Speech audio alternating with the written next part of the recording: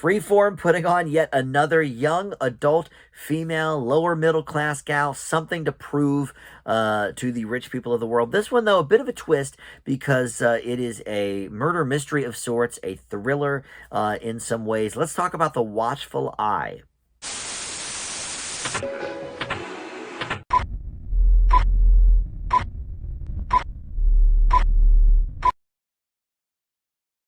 Hey guys, Dan here. This is Dan Reviews It. Welcome to my TV review for Freeform's The Watchful Eye. This just wrapped up its 10-episode first season. I'm not aware if it's getting a second season yet. I don't think they've made a decision on that yet. But anyway, if you have Hulu, you can binge all 10 of these episodes. Or I think maybe on the Freeform app, too. I think that's one of the TV network apps that you don't even have to have a cable subscription for. You can just watch the content for free, which I always appreciate. They give you the ads and everything, but I always appreciate that too if you don't have Hulu. So, but anyway, you can check this one out. And I always say, I know I'm not in the Freeform demo. It's, 18 to 34 females is the target here. But I have really enjoyed a lot of Freeform programming over the years. In fact, a Single Drunk Female made my best of the year list last year. And, I really enjoy a lot of the program. So this one might not be the best that they've put out. We'll get into that. But first, I want to welcome you into Dan Reviews It. Thank you for finding this video. Tons of great TV and movie stuff on the channel for you to peruse. And if you wouldn't mind subscribing down below there, would love to have you aboard in that capacity. Or like this video, share it, comment on it, all that stuff does help the channel out, and I appreciate it. So let's talk about the show, The Watchful Eye. It stars Marielle Molino, who I was unfamiliar with. She plays Elena, who is a recently hired live-in nanny who moves into this old historic building with a lot of secrets, the Greyborn. We've got Warren Christie, who plays Matthew Ward, a wealthy architect who recently lost his wife, and he and his sister-in-law, played by Amy Acker from the old Angel TV show, they hire Elena to watch over Jasper, their young, or Matthew's young son, I should say, who, is grieving the loss of his mother. And then we've also got Kelly Bishop. Always love to see her from the old Gilmore Girls show. She plays a longtime resident at the Greyborn and also the aunt of Matthew's now deceased wife. So there's, some romance as well, of course. It's Freeform. But we have, this gal Elena who really is, kind of a fish out of water here.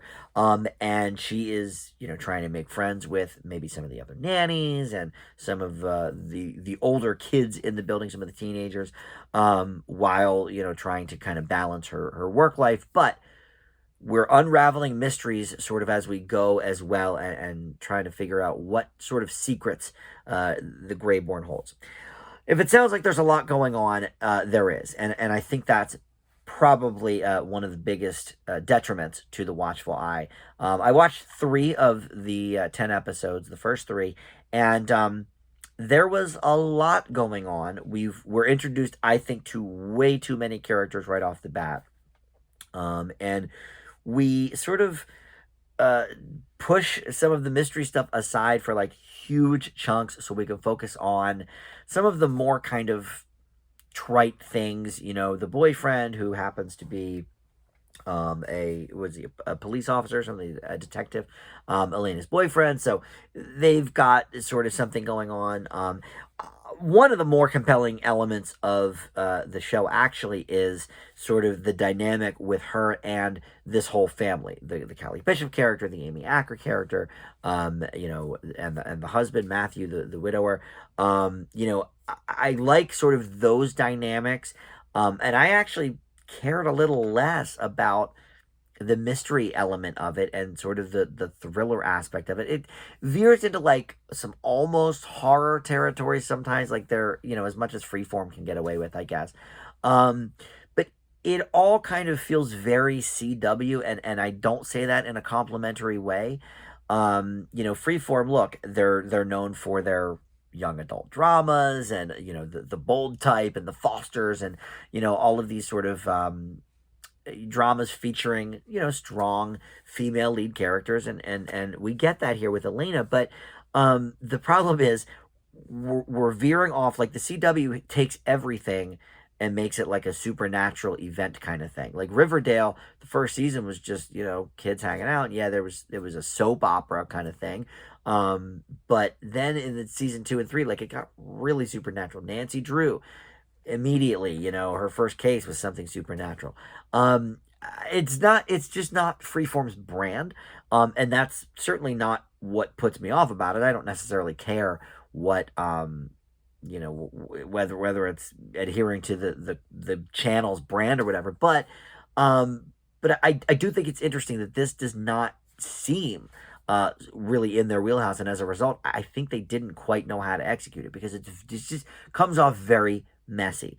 Now, that being said, I do like some things about this show. I think the relationship stuff is pretty intriguing. I'm not saying they're breaking new ground with, this lower middle class gal trying to make a name for herself in the big city and, making friends with an elder in the family and stuff. We've seen that 100 times, but I do like some of the conversations being held, and I like the character of Elena, and I think she's played just fine. I'm not saying she's blowing me away here, but I think the CW definitely sometimes veers into that like overacting type territory. I don't find that with this show. So that is certainly one thing that might set it apart from some of those shows on the CW. But in any event, look, if you have a few hours to kill, you may want to give this a try and see how it grabs you. For me, it didn't quite do the trick like a lot of Freeform shows. So it's definitely more average for me. They needed to kind of just pick a lane, though. Let's not well, they don't focus really too much on the mystery, but why even have that in there if it's like 2 scenes per episode or something? Oh, did you hear that last night? Oh yeah, it was crazy. And then they just drop it, like then they don't talk about it anymore. Either go all in on it or just give us the relationship stuff, which I think they spent kind of the most time on with the script anyway. So that's kind of where it's the most interesting, even though it is a bit trite in those moments as well. So definitely a bit of a mixed bag for me, on the lower end, I think, of the things I've watched on Freeform. But still, I'm going to give it like that just slight positive edge. I will leave The Watchful Eye with a C+. And look, this is one of those where it's like, if they kind of pick a lane and stick with it, I could see this actually getting really enjoyable by the end of the season. So who knows? But all right, thank you for watching, and we'll see you next time on Dan Reviews It. Bye.